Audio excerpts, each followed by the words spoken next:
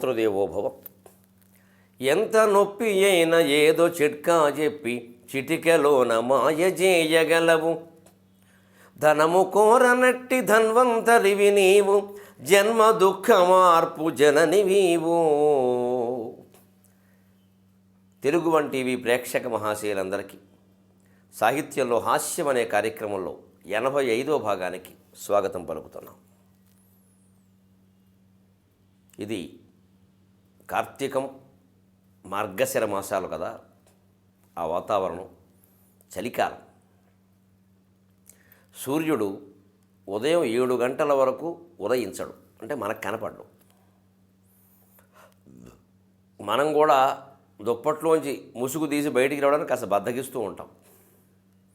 ఎందుకంటే 6 అయినా 6:30 అయినా కిటికీలోంచి వెలుతురు మంచం మీద పడదు కాబట్టి దూరిన లేత వెలుగులకు దుప్పటి నెత్తి అమ్మ లేపినన్ అని వేద పూజలో ఉండే కరుణశ్రీ గారి పద్యం గుర్తొచ్చి మనం కూడా లేవం, పడుకుంటాం. అందుకే ఓ కవి, 2 కవులు కూర్చున్నారట. ఓ కవి, ఒక పండితుడు. పండితుడు అన్నట్టు, ఏమో నువ్వు కవివి కదో, ఒక్క మాట చెప్పు, శీతకాలం సూర్యుడు ఎందుకు ఆలస్యంగా ఉదయిస్తాడు అన్నట్టు. అయ్యే, తమరు కూడా పొద్దున్నే లేవడానికి ఇబ్బంది పడుతున్నారు కదా, ఎందుకు అన్నట్టు. ఏమి తెలియదేముంది, కొత్తగా పెళ్ళైన వాడిని, చేతి నిండా పని, ఏమిటో రాత్రి 1 గంట దాటిపోయింది, అందుకే పైగా చలికాలం, ఏమిటో లేవబుద్ధి కాలా అన్నాడు. సూర్యుడి పరిస్థితి కూడా అదేనండి.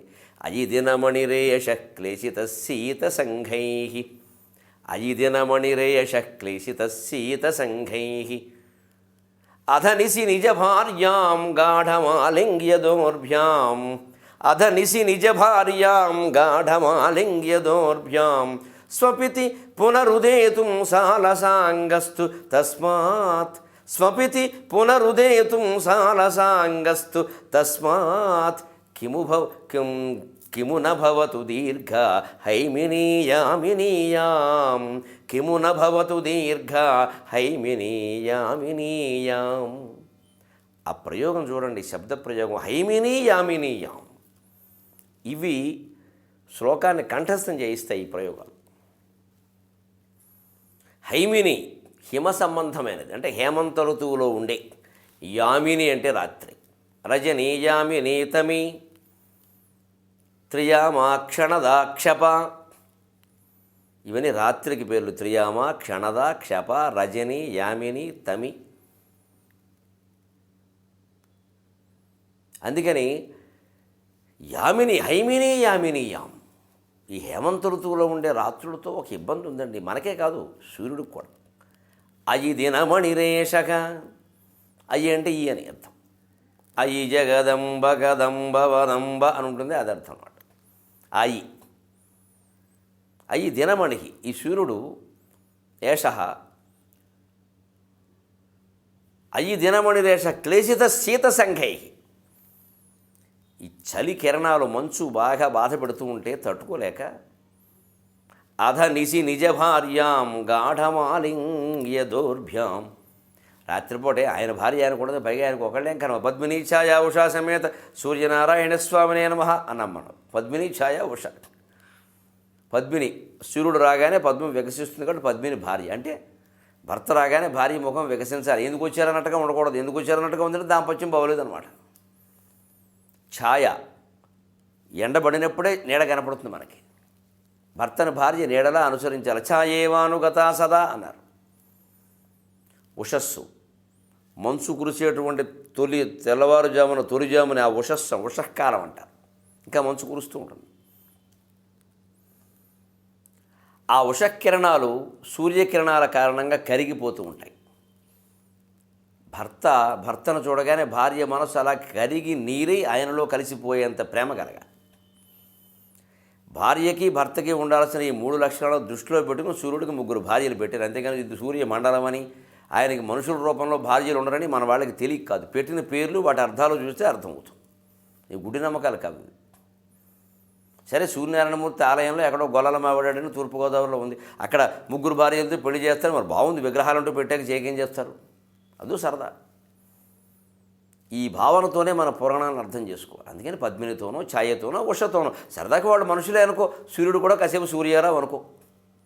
అధ నిశి నిజ భార్యాం గాఢమాలింగ్య దోర్భ్యాం తన భార్యను తానే గాఢంగా కౌగులించుకుని పడుకున్నాడు. చలికాలం, పైగా కొంచెం ఈ వాంఛలు ఎక్కువగా ఉంటాయి. చలికాలంబున కోర్కె పుట్టుగదరా సామాన్య సంసారికిన్. ఎటువంటి కోరికలు శృంగార వాంఛలు లేనివాడు కూడా చలికాలం వచ్చారు కాస్త చలిచలిగా కాస్త దగ్గరికి కూర్చో అంటాడు. వాళ్ళకి అలాగే ఉంటుంది. వీళ్ళు పిలవడం కోసం వాళ్ళు చూస్తారు. మరి వాళ్ళంటే బాగుండదు కదా. వాళ్ళంటే మనం ఊరుకుండా ఏమిటో అంత కొట్టుకుపోతున్నాం అని మరి వెంటనే అంటాడు ఈ మొగాడు. అందుకే వాళ్ళు అనరు పాపం, వాళ్ళకే ఉంటుంది. మనం స్వేచ్ఛ ఇవ్వం కదా అసలు. ఏదైనా పొరపాటుని తన వాంచి, ఏదైనా శృంగార వాంచి వాడు పొరపాటుని భార్య చెబితే అమ్మో ఎంత డేరింగ్గా చెప్పిస్తున్నారు ఈ మధ్యన మారిపడింది. చెప్పకూడదు ఏమిటి వీడు చెప్పడు, మరి ఎవరి దగ్గర చెప్తారు? లేకపోతే చెప్పనివ్వాలి, అవి తీర్చాలి. అందుకని పాపం ఆడవాళ్ళు ఈ దేశంలో మాట్లాడరు ఎక్కువ. మగాడికి వస్తాను కానీ పని ఇవ్వలేదు అంటూనే పక్కకు వస్తారు. వాళ్ళకి ఇష్టమే పాపం అది. అందుకని ఈ శీతకాలం వైభవం అనమాట అది. అథ నిశి నిజ భార్యాం గాఢమాలింగ్యదోర్భ్యాం. భార్యను గాఢంగా కౌగులించుకుని పడుకున్నాడేమో. స్వపితి సుఖంగా పడుకున్నాడు. పునరుదేతుం సాలసాంగక. పునరుదేతుం పునః ఉదేతుం, మళ్ళీ పొద్దునే లేవాలంటే స అలస సాలస అంగ. ఎంత మధురమైన భాషోనండి బాబు. ఎవరు రాశారో తెలియదండి. మరి చాటువులు, సంస్కృతంలో శ్లోకాలు చాటువులు ఎవరు రాశారో తెలియదు. ఇలా చెప్పుకోకపోతే ఈ పదార్థాలు కూడా మిగలవని పద్యాలు ఎలాగోలా ఎక్కడి నుంచో సంపాదించి కంఠస్థం చేసి చెబుతున్నాం మీకోసం. లేకపోతే ఈ సాహిత్యం అంతా పోతుంది. మన సంసారాలను మధురం చేయడానికి సాహిత్యాన్ని సంగీతాన్ని మించింది లేదండి. సంగీతం ఊరికే వినడానికి, దాని అర్థం మనకు తెలిసే అవకాశం. ఈ రాగంలో ఉండే మాధుర్యం మధురంగా ఉంది అంటాం అంతే, దానికి ఏం చెబుతాం. కానీ సాహిత్యం ఎందుకు మధురంగా ఉందంటే వివరించి చెప్పచ్చు. అందులో ఒక సౌకర్యం ఉంది, ఇది ఆలోచన అమృతం. ఇది లేకపోతే జీవితం ఏమిటండి అసలు. అందుకని సాలసాంగ స అలస అంగ. కాస్త మందగించిన అవయవాలు అంటే మనకి పిల్లలు కూడా చూడండి, ఈ చలికాలంలో పడుకున్నాడు లేవా అంటాం ఓ అని ఈ కాలు ఇలా మడిచిన వాడు తీసి ఇంకో కాలు తాపుతాడు. దుప్పటి తీయడం మొత్తం మీద. ఒకడు బలవంతంగా దుప్పటి లాగితే ఆ చుట్టూ చూసి తరగడ పట్టుకుంటాడు. మొత్తం మీద వాడిని లేపి కూర్చోబెట్టి నోట్లో బ్రష్ పెట్టే వరకు బయటికి రాడు వాడు. వాడికి ఏ వేడి వేడి కాఫీయే చూపించాలి. ఇప్పుడు ఆ కాఫీ కోసం లేస్తాడు. సూర్యుడు కూడా అంతే నాయన. పగలల్లా తిరిగి తిరిగి తిరిగి అలసిపోయాడు. రాత్రి ఇంటికి వెళ్ళాడు. పద్మిని, ఛాయ, ఉష ముగ్గురు భార్యలు ఉన్నారు. మనకంటే ఒకళ్ళే, కానీ ఆయనకి ఏమిటి లోటు. ఓ రోజు ఒకళ్ళ దగ్గర, ఓ రోజు ఒకళ్ళ దగ్గర ఉంటాడు.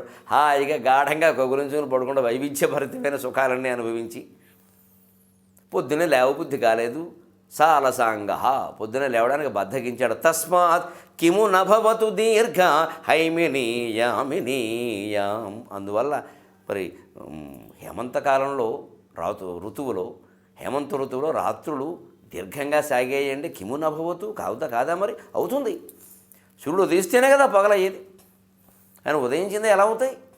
అందుకే రాత్రులు దీర్ఘంగా ఉన్నాయి. అందుకే సూర్యుడు కూడా పొద్దునే లేవట్లా అన్నట్టు. అప్పుడు ఈ పక్కన కూర్చున్నప్పుడు యావేనా కవినయ్యా, నేనేదో అడిగాను కానీ ఎంత బాగా చెప్పాను అంటే. నిజానికి చూడండి, ఇవన్నీ మానవ జీవిత అనుభవాలా కావా? భార్యాభర్తలు శృంగార సౌఖ్యం పక్కనట్టండి కాసేపు.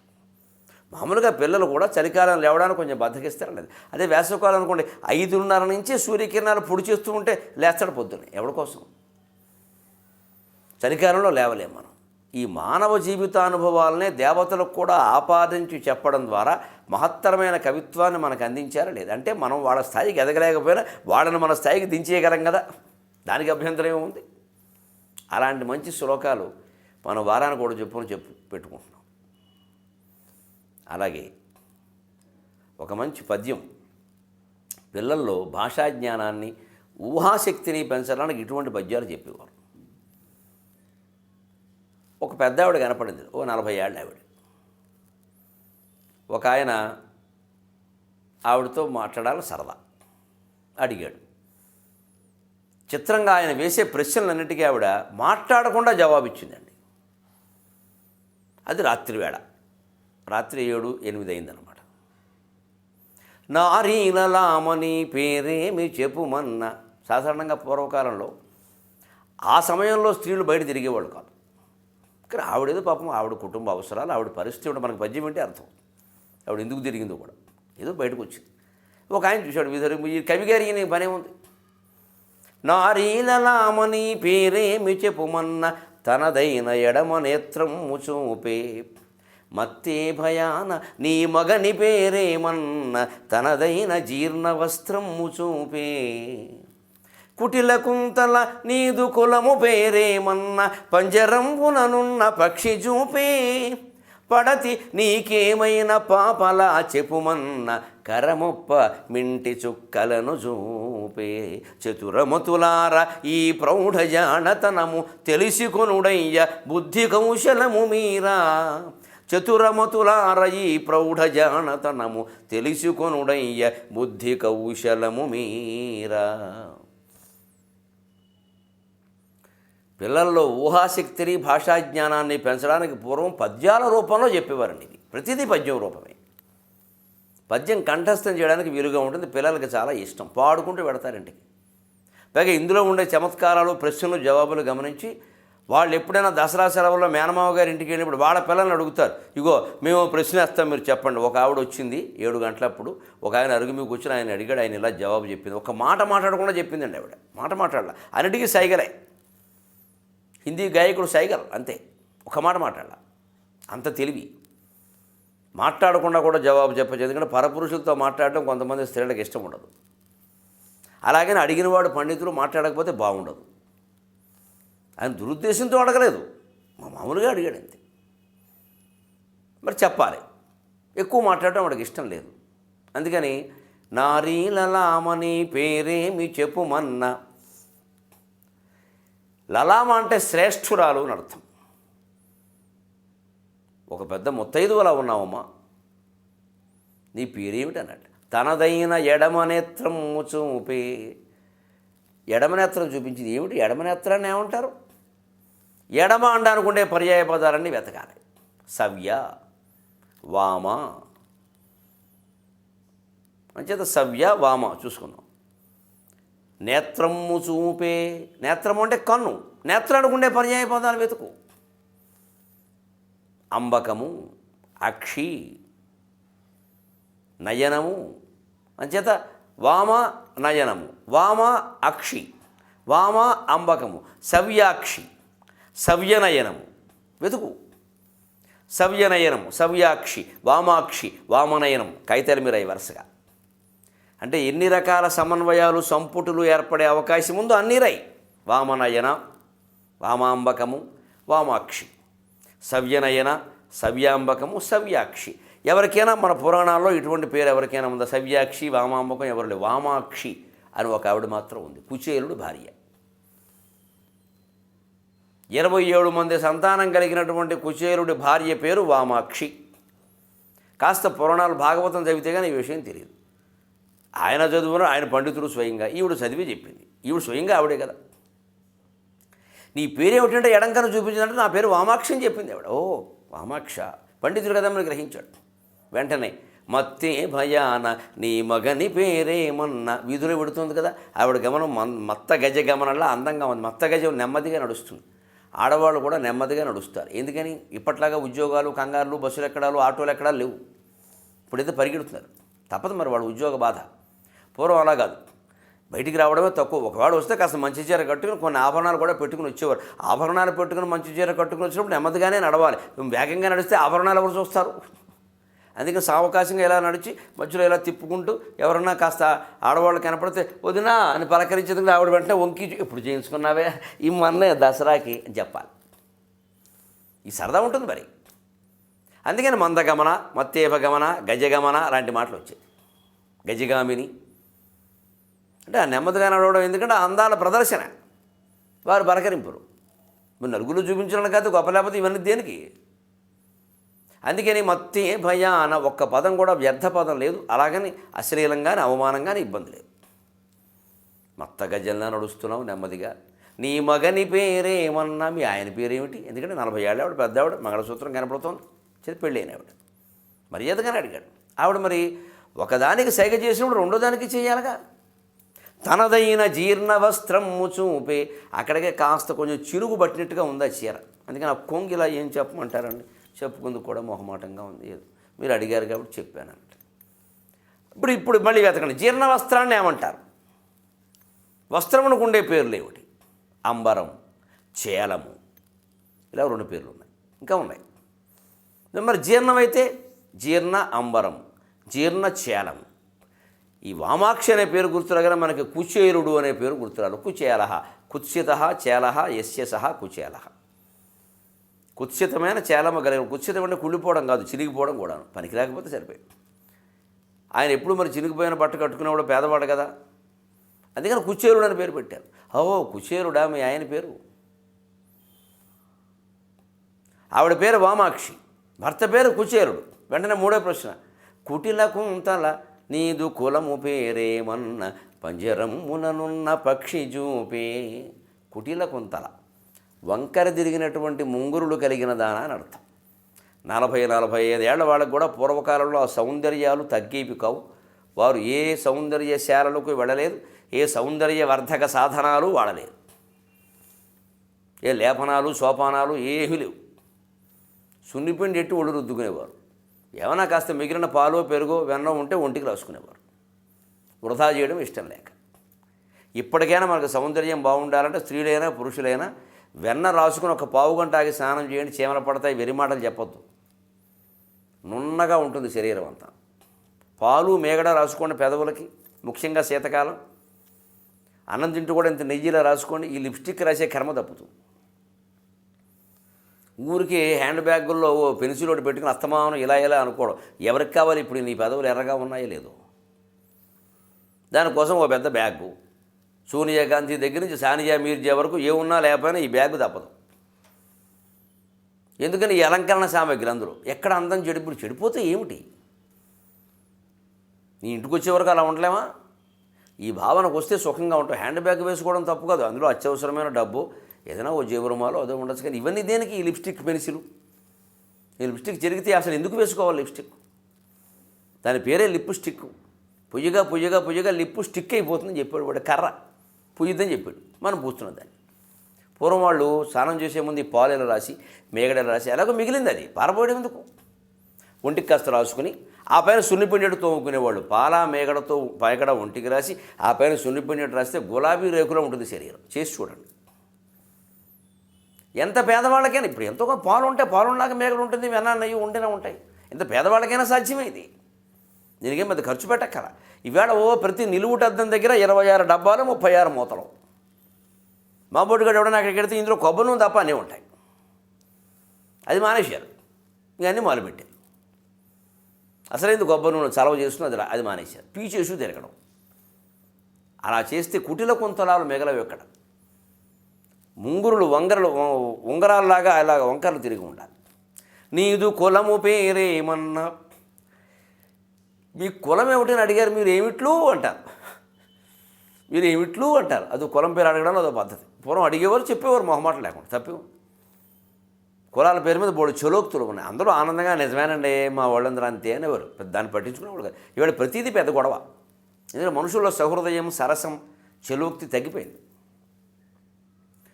నీ కులం పేరు ఏమిటి అంటే పంజరం ననున్న పక్షి చూపే.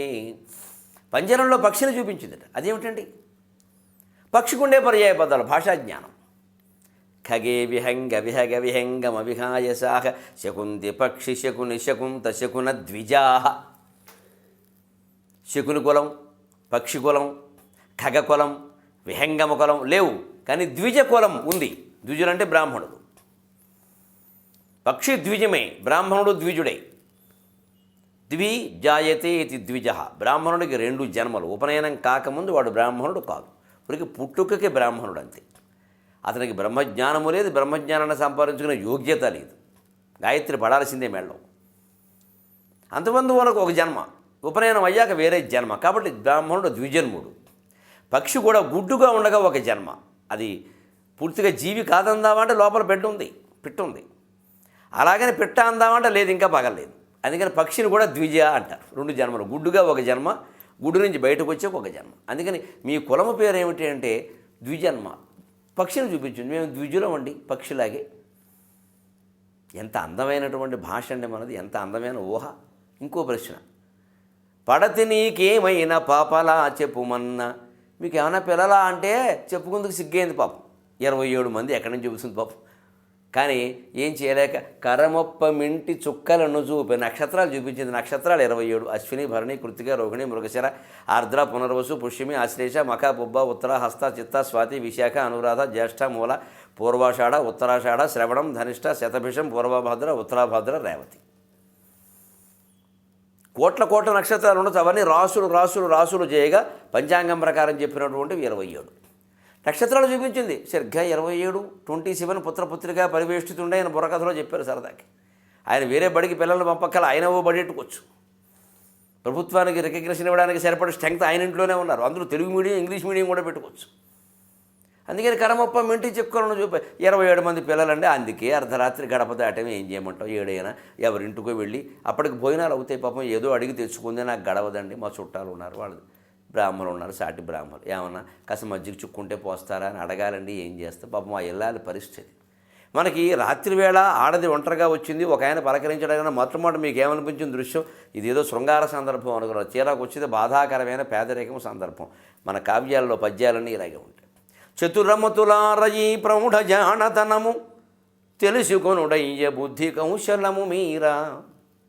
మీకు తెలివితేటలుంటే, చతురమైన మతి, చాతుర్యం కలిగిన మనస్సు మీకుంటే, బుద్ధి మీకుంటే, ఈ ప్రౌఢ సరిగ్గా ఆవిడ బాల కాదు, యువతి కాదు, ప్రౌఢ 40 ఏళ్ళు దాటే, 40 ఏళ్ళు దాటిన స్త్రీని ప్రౌఢ అంటారు. మగవాడిని ప్రౌఢ వయస్కుడు, ప్రౌఢుడు అంటారు. తెలిసికొనుడయ్య బుద్ధి కౌశలము మీరా. మీ తెలివితేటలన్నీ ఉపయోగించి ఈ వామాక్షి, కుచేలుడు, బ్రాహ్మణ కులం, 27 మంది పిల్లలనే విషయం తెలుసుకొని చూద్దాం. ఇలా ప్రతి కులానికి సరిపడ పదాలు వెతికి మీరు పద్యం మార్చండి. ప్రతి కులానికి ఖచ్చితంగా కొత్త భాషా జ్ఞానం, కొత్త పద సంపద మనకి పెరుగుతుంది. మన సాహిత్యం ద్వారా మనం నేర్చుకోవలసింది కేవలం సరదాకే ఈ కార్యక్రమాలు 85 భాగాలు చెప్పినా ఇంకో 85 భాగాలు చెబుతాం, దానికే ఉంది. వీటి ద్వారా కేవలం సరదాయే అనుకోకండి. భాషా జ్ఞానం, సాహిత్య జ్ఞానం, జీవితంలో ఎలా బతకాలి, ధైర్యంగా ఎలా సమస్యలను ఎదుర్కోవాలనేది కూడా అందించడం తెలుగు వన్ టీవీ వారి ఉద్దేశం. మనం మళ్ళీ కలుద్దాం. అంతవరకు తెలుగులో